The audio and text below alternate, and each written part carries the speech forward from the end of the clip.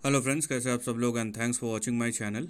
तो एक और हफ़्ता ख़त्म हो चुका है और ये बहुत इंटरेस्टिंग हफ़्ता था और उससे भी ज़्यादा ज़रूरी बात ये है कि ये बहुत इम्पोर्टेंट हफ़्ता भी था।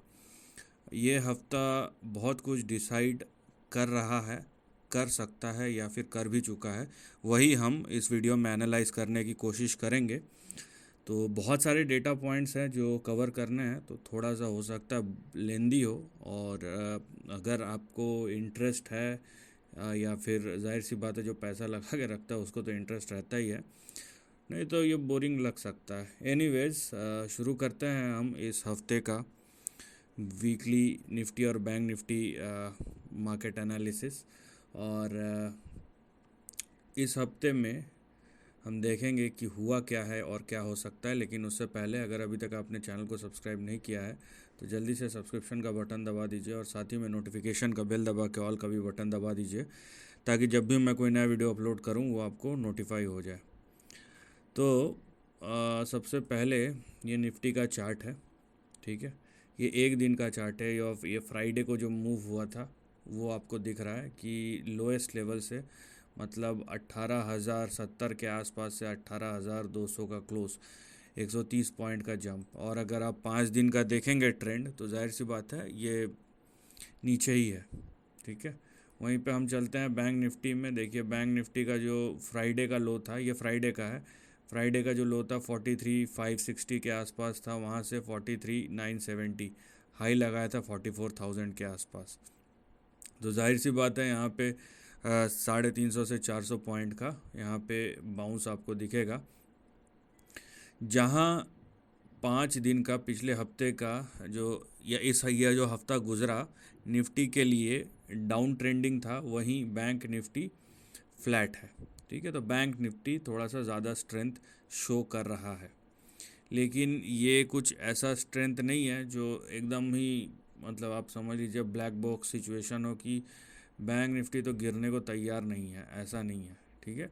यहाँ पे ये देखिए, ये बैंक निफ्टी का एक महीने का ट्रेंड जो अब ट्रेंडिंग है, वही निफ्टी का एक महीने का ट्रेंड जो ऊपर जाके फ्लैट हो रहा है। तो नो डाउट एक यहाँ पे आपको देखने मिलेगा कि कहीं ना कहीं एक आउट परफॉर्मेंस तो है ही। लेकिन इसका मतलब क्या है ये समझना पड़ेगा और हो क्या रहा है, जैसा कि मैंने कहा। तो शुरू करते हैं पहले सेक्टोरल इंडाइसिस के परफॉर्मेंस से। और यहाँ पे जो स्पॉन्सरशिप है आज की तेज़ी का, ठीक है, निफ्टी बैंक ½ %, निफ्टी के पीछे जो स्पॉन्सरशिप है निफ्टी ऑटो यहाँ पे 0.7%, निफ्टी फाइनेंशियल सर्विसेज तो है ही, निफ्टी एफएमसीजी फ्लैट था, निफ्टी आईटी यहाँ पे देखिए 1.5% के आसपास, ये सबसे ज़्यादा बड़ा कंट्रीब्यूटर है। Nifty media, Nifty metal 0.29, 1%। Pharma down था। और यहाँ पे ½ % के आसपास Nifty PSU bank private bank, 0.25% यहाँ पे निफ्टी रियल्टी। और बाकी सब फ्लैट ही थे, फ्लैट टू नेगेटिव, लेकिन फ्लैट ही बोल सकते हैं। तो जो बड़ा कंट्रीब्यूटर था वो था 1.5% का, यहाँ पे सबसे बड़ा था आपका आईटी, उसके बाद था ऑटो, और एक भी था यहाँ पे, और निफ्टी रियल्टी। ये 2-3 थे जिन्होंने यहाँ पे लीड किया है। और ये वो है जो अब समझ लीजिए कि एक आईटी को छोड़ के बाकी सब इंटरेस्ट रेट सेंसिटिव है और अच्छे खासे चल चुके हैं, ठीक है। ये बात ध्यान में रखना ज़रूरी है। वो इसलिए ज़रूरी है कि एनालिसिस के साथ साथ अगर वो बैक ऑफ द माइंड रहे तो वो थोड़ा सा डेटा पॉइंट चार्ट पे ऐड करने समय ज़रूरत पड़ सकती है या ज़रूरी होता भी है। अब चलते हैं हम निफ्टी के चार्ट में। ये निफ्टी का ऑप्शन इंडेक्स जो है उसमें ये हफ्ते जो पोजीशन बना है वो क्या और कैसा दिख रहा है। देखिए, 18,200 इन द मनी होने के बाद भी यहाँ पे सबसे बड़ा ओआई फ़िलहाल 18,200 पे ही है, चाहे कॉल के तरफ हो या पुट के तरफ हो। तो 18,200 जो है वो सेंटर ऑफ अट्रैक्शन रहेगा। वहीं 18,300 400 में ऊपर के तरफ ज़्यादा बड़ा ओआई है, नीचे आपका 18,100 और 18,000। तो मतलब आपका जो ब्रॉड रेंज हो गया 18,000 से 18,400 का है, उसी में जितने भी या जो भी हो रहा है उसी में हो रहा है। और अगर उस रेंज को वायलेट करता है ऊपर या नीचे, तब हमें जो मूवमेंट है वो देखने मिल सकता है अगले हफ्ते जहाँ भी जाएगा। अब आते हैं हम बैंक निफ्टी पे, जहाँ पे सबसे बड़ा ओआई 44,000 पे है, क्योंकि आज जो इंट्राडे पे हाई लगाया है फ्राइडे को, ठीक है, हफ्ते के लास्ट दिन, तो 44,000 पे खींच के ले गया। वहीं पे कॉल का ओआई सबसे ज़्यादा है, 1,46,000, पुट का भी वहीं पे है। और यहाँ पे आप देखिए उतने सारे ओआई बिल्डअप नहीं हुए, ऑल दो 44,500 पे, लेकिन उतने सारे ओआई बिल्डअप नहीं हुए हैं, जबकि 43,500 पे और 43,000 पे पुट राइटर्स या यहाँ पे ओआई बिल्डअप ज़्यादा है, कॉल से ज़्यादा है कंपैरेटिवली। तो कहीं ना कहीं ये शॉर्ट टर्म में सपोर्ट जैसा काम कर रहे हैं।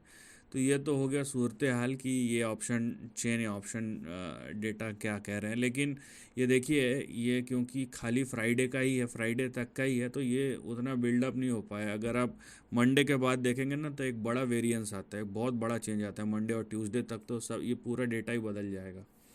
एनीवेज, लेकिन हमें ये एक इंडिकेशन मिल जाता है, छोटा ही सही। अब चलते हैं हम चार्ट पे। ये निफ्टी का चार्ट है, ठीक है। अब फ्राइडे को जो हुआ वो ठीक है, लेकिन जो ब्रॉड बेस्ड रेंज है, ठीक है, वो क्या है, वो हमारे सामने बहुत क्लियर है। इस पे कोई दो राय नहीं हो सकती कि हमारे को ये क्लियर नहीं है कि हमारा रेंज क्या है। ये देखिए, ये आपका अपसाइड है, और वहीं ये देखिए ये आपका डाउन साइड है, ठीक है।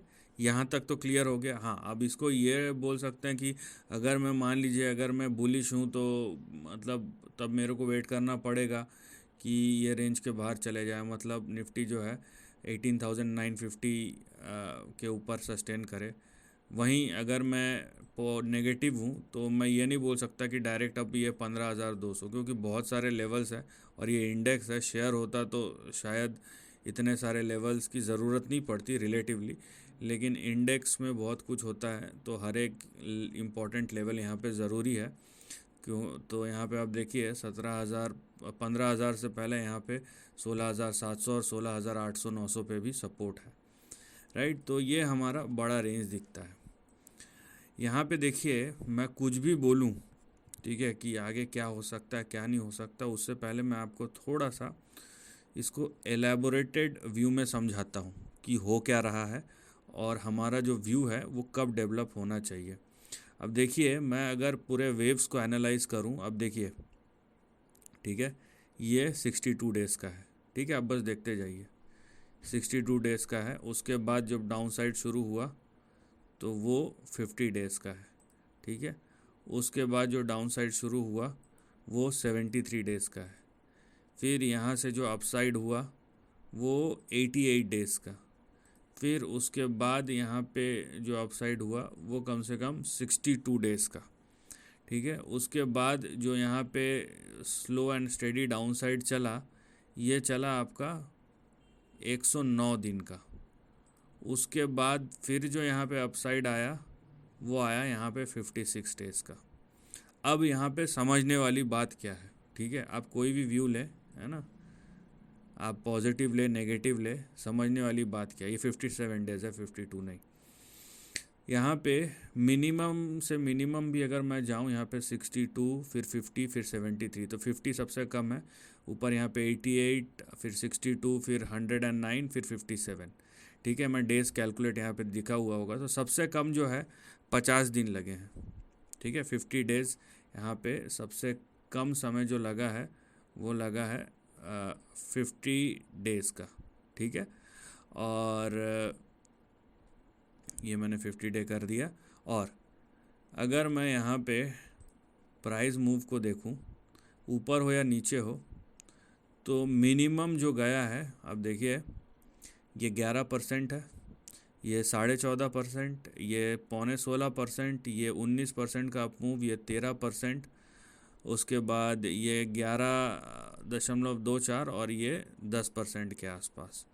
तो मुझे यहाँ पे सॉरी, ये 9.5%। तो मैं अगर ऑन एन एवरेज भी या मिनिमम से मिनिमम भी देखूं, तो मेरा जो अगला व्यू निकलेगा ना, तो उसके लिए मुझे 50 दिन चाहिए होंगे। और जो मैं मिनिमम मूवमेंट एक्सपेक्ट करता हूँ वो मैं करता हूँ, यहाँ पे देखिए 9.5%, ठीक है। ये मैं एक्सपेक्ट करता हूँ। ठीक है, I hope this is clear. ये एक्सपेक्टेशन है। अब किधर जाएगा ये जो भी मूव है, किधर जाएगा, क्योंकि यहाँ पे एक 50 दिन का अपसाइड हो चुका है, तो ये मूव किधर जाएगा, क्योंकि यहाँ से नीचे अगर शुरू हुआ है तो हम कंसिडर करेंगे कि ये डाउन मूव होगा, अनलेस निफ्टी जो है वो 18,116 के ऊपर सस्टेन करे और 18,950 के ऊपर ब्रेकआउट करे। अगर निफ्टी 18,116 के ऊपर सस्टेन करता है, ठीक है, यहाँ पे ये बात ध्यान रखिए, अगर निफ्टी जो है 18,116 के ऊपर सस्टेन करता है तो ये जो छोटा सा हाईलाइटेड सेक्शन है ना, ये ओपन अप हो जाएगा, मतलब 18,950 तक के लेवल्स ओपन अप हो जाएंगे। मैं इसको मिटा दे रहा हूँ, ठीक है। यहाँ पे आप ध्यान रखिए कि यहाँ पे हमको दिख रहा है कि 50 दिन के बाद थोड़ा थोड़ा गिरना शुरू हुआ है, लेकिन ये 18,116 का जो लेवल है वो होल्ड कर रहा है। तो अगर यहाँ पे 18,116 के ऊपर टिकता है निफ्टी, तो यहाँ पे 18,000 आपका एक लेवल छूट गया बीच का, 18,620 और 18,950 तक के लेवल्स यहाँ पे दिखाई देंगे। वहीं अगर 18,116 या 110 या 18,100 के नीचे जाता है तो यहाँ पे 16,700 से लेके 16,900 तक के, क्योंकि अगर मैं 9.5% करेंट प्राइस से कैलकुलेट करूँ, ऊपर का तो मैंने बता दिया, नीचे भी कैलकुलेट करूँ 9.5%, तो ये एक्चुअली उससे भी नीचे आ रहा है। ये देखिए, ये करीबन आएगा 16,500 के आसपास, ठीक है, 16,400 16,500 के आसपास। मैं तो यहाँ पे सिर्फ 7-8% की बात कर रहा हूँ। तो यहाँ पे ये जो डिसीजन होगा वो डिसीजन लेने के लिए मुझे 50 दिन चाहिए और मिनिमम 9.5%, ये मिनिमम मैं बोल रहा हूँ, जो मूव आएगा ऊपर या नीचे। ऊपर में रिस्ट्रिक्शन ये है कि 18,950 ये आपका बड़ा रेजिस्टेंस है, और नीचे 18,116 110 इसके ऊपर टिकना चाहिए निफ्टी, ये मस्ट है। अब सब कुछ तो बता दिया, लेकिन अब बोलेंगे कि इसमें आपका व्यू कहाँ है, तो उसके लिए, क्योंकि ये ट्रेंड फ्लैट है ना, और यहाँ पे इतने बड़े रैली के बाद जाहिर सी बात है मैं जो सपोर्ट लूँगा वो लूँगा यहाँ पे इंडिकेटर से। और मैं अगर इंडिकेटर को देखूँ तो यहाँ पे एक नेगेटिव क्रॉसओवर दिखता है मुझे। तो क्योंकि एक नेगेटिव क्रॉसओवर अच्छे खासे समय के बाद हुआ है, तो नेगेटिव क्रॉसओवर इतनी जल्दी तो ख़त्म नहीं होने वाला। तो हमने भी देखा है कि कम से कम 2 महीने का आगे ट्रेंड डिस्प्ले हो रहा है, और मैं इसीलिए बोला था थोड़ा लंबा होगा, क्योंकि मुझे पता था ये जो ट्रेंड है ये अभी एक शुरुआत है ये ट्रेंड की, ठीक है। और ये अगर मान लीजिए प्राइस ड्रॉप ज़्यादा हुआ, डेज़ कम लगे और प्राइस ड्रॉप ज़्यादा हुआ, तो आपको डैमेज ज़्यादा दिखेगा। डेज़ ज़्यादा लगे और प्राइस ड्रॉप कम हुआ, तो वो समझ लीजिए कि वहाँ पे प्राइस ऊपर तो नहीं जाएगा लेकिन नीचे भी नहीं जाएगा, तो वहाँ पे एक होगा टाइम कंसोलिडेशन, एक होगा प्राइस कंसोलिडेशन। अब दोनों में से क्या होता है वो समझने वाली बात है, लेकिन मिनिमम जो हमने निकाल लिया ना, हमने ज़्यादा नहीं लिया क्योंकि हमें ज़्यादा वो नहीं है, लेकिन कम से कम 50 दिन और कम से कम ये जो परसेंटेज है वो हमें देखना पड़ेगा। और जैसे कि मैंने लास्ट में बोला, लास्ट पॉइंट की व्यू किधर है, तो जाहिर सी बात है एक अच्छा खासा अपसाइड हुआ है, और उसके बाद मैं देखूंगा कि क्या 18,116 के नीचे निफ्टी क्लोज़ हो रहा है। अगर हो रहा है तो जाहिर सी बात है यहाँ पे इंडिकेटर जो है वो नेगेटिव ट्रेंड की ओर इशारा कर रहे हैं। वहीं हम निफ्टी बैंक की बात करें, जो कि निफ्टी से ज़्यादा रेजिलिएंट है। यहाँ पे देखिए, निफ्टी बैंक का थोड़ा सा ट्रेंड अलग है, क्योंकि निफ्टी बैंक ने ऑलरेडी ब्रेकआउट कर दिया था। तो निफ्टी बैंक का अगर आप ट्रेंड देखते हैं तो निफ्टी बैंक का सबसे पहले तो इस लेवल के ऊपर ब्रेकआउट हो गया था, ठीक है। यहाँ पे आपको दिख रहा है क्लियर कट कि इस लेवल के ऊपर ब्रेकआउट हो गया था। ये कौन सा लेवल है, ये है 41,907, और उसके ऊपर ये फिर से यहाँ पे और एक डबल टॉप, यहाँ पे भी देखिए 1 2, ठीक है, यहाँ पे जैसे डबल टॉप बनाया है, ये देखिए, उसके बाद अच्छा खासा पिटाई हुआ है, और यहाँ पे भी आप देख सकते हैं डबल टॉप पैटर्न, ठीक है, यहाँ पे एक और यहाँ पे एक। तो इसमें अगर हम कुछ निकाल सकते हैं वो ये है कि ये जो पहला यहाँ पे रेजिस्टेंस के पास हिट हुआ था 56 डेज उसके बाद लगे थे कम से यहाँ पे, और जो डाउनफॉल आया था बैंक निफ्टी में वो आया था करीबन 18-18.5% का। उसके बाद फिर से जो डाउनफॉल आया था वो आया था यहाँ पे, वो भी 18.5% का, लेकिन इस बार आया 35 डेज़ में। उसके बाद अब देखिए 73 डेज़ में यहाँ पे 16.9% का। फिर जो अपसाइड लगा वो लगा यहाँ पे 87 डेज़ का 29%। फिर जो अपसाइड यहाँ पे लगा वो लगा आपका 78 डेज़ में 18%। फिर अब डाउन साइड लगा वहाँ पे ये 90 डेज़ में 12%। और उसके बाद फिर से ये अपसाइड ये 60-70 डेज़ में 14%। राइट। तो यहाँ पे अगर हम कुछ निकाल सकते हैं कि मिनिमम से मिनिमम हमको कितना दिन रुकना पड़ेगा, अगर मैं ऐसे को करूँ कम से कम 35 दिन, और मिनिमम जो परसेंटेज चेंज है वो कितना है 14% आई थिंक, हाँ 14% का मिनिमम है। राइट। तो यहाँ पे अब मैं इसको मिटा देता हूँ, यहाँ पे हमको रुकने की ज़रूरत नहीं है। अब देखिए बैंक ज़्यादा स्ट्रेंथ दिखाने वाले भी कभी कभी जब क्रैक होते हैं ना तो ज़्यादा ही क्रैक हो जाते हैं। तो फ़िलहाल जो बैंक निफ्टी का रेंज है यहाँ पे मैं ज़्यादा बुलिश पॉजिटिव नेगेटिव वाली बात नहीं करूँगा, क्योंकि एक ब्रेकआउट से निकला और एक रेजिस्टेंस से निकला दूसरे रेजिस्टेंस में फंसा, इस तरीके का फ़िलहाल ट्रेंड है। तो अगले एक महीने में अगर आप बैंक निफ्टी को देखते हैं तो आप इस रेंज को देखिए, नीचे 41,900 और ऊपर 44,300, ये जो है ये रेंज है। यहाँ पे अगर बैंक निफ्टी 44,313 के ऊपर नहीं जा पाता है तो यहाँ पे जो अगला सपोर्ट आपको मिलेगा वो मिलेगा 41,900 के आसपास। ठीक है, या फिर रेंज है ये आपके पास रेंज है, ये देखिए ये है 41,000 आपका 41,600 से 41,900 का आपका रेंज है, जो आपका अगला सपोर्ट लेवल प्ले होगा। ठीक है, अब मैं इसके पीछे कोई मैं जैसे निफ्टी में परसेंटेज निकाला था वो नहीं निकालना चाहता, लेकिन क्योंकि यहाँ पे एक रेंज है हमको वही देखना है, और मान लीजिए ये रेंज के नीचे गिरा तो ये अगला सपोर्ट है, इस पर ना ही डिस्कस करें फ़िलहाल तो बेहतर है, क्योंकि फिर हम अगले हफ्ते करेंगे इसका एनालिसिस। सिंपल बात ये है, यहाँ पे भी ये 5% का ये कम से कम मूव की बात है यहाँ पे। तो हमें जो चीज़ देखना है वो ये देखना है कि क्या निफ्टी जो है 18,116 के ऊपर टिक रहा है। अगर टिक रहा है तो 18,900 तक जा सकता है, और अगर नहीं टिक रहा है तो वहाँ पे डाउन साइड खुला है।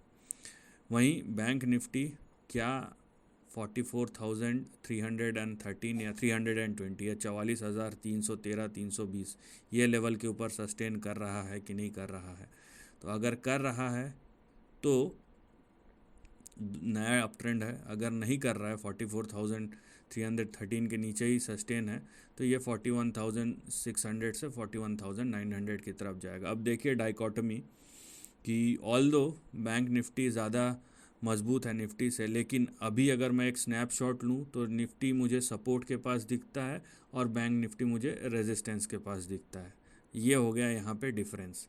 तो कहीं ना कहीं सब कुछ एक साथ सिंक हो जाता है, कुछ आगे कुछ पीछे, ये समय बताएगा। लेकिन फ़िलहाल जो ट्रेंड है, और इसमें भी इंडिकेशन आप देख लीजिए, ये इंडिकेटर है मैकडी का, ये अभी नेगेटिव क्रॉसओवर होना शुरू हुआ है। अब ये कंफर्मेशन कब तक आता है, इसके लिए कम से कम जैसे निफ्टी में 50 दिन चाहिए तो इसमें 35 से 37 दिन चाहिए। राइट। और क्योंकि एक अपसाइड हो चुका है तो जाहिर सी बात है अगर 44,313 के ऊपर नहीं टिकता है तो अगला मूव नीचे की तरफ होगा, अगर ऊपर नहीं जाता तो नीचे की तरफ होगा। ये बहुत सिंपल लॉजिक है। तो यहाँ पे आपका जो व्यू होना चाहिए उसका मैं एक ड्यूरेशन बताया। अब आपको पॉजिटिव लॉन्ग जाना है तो उसके लिए कंडीशन मैंने बताया, नेगेटिव जाना है तो वो किस कंडीशन में हो सकता है वो भी आपको बताया। तो आपको थोड़ा सा ऑब्ज़र्व करना है और उसके बाद जो डिसीजन लेना है वो आप ले सकते हैं। So this is the end of the video. Thanks for watching.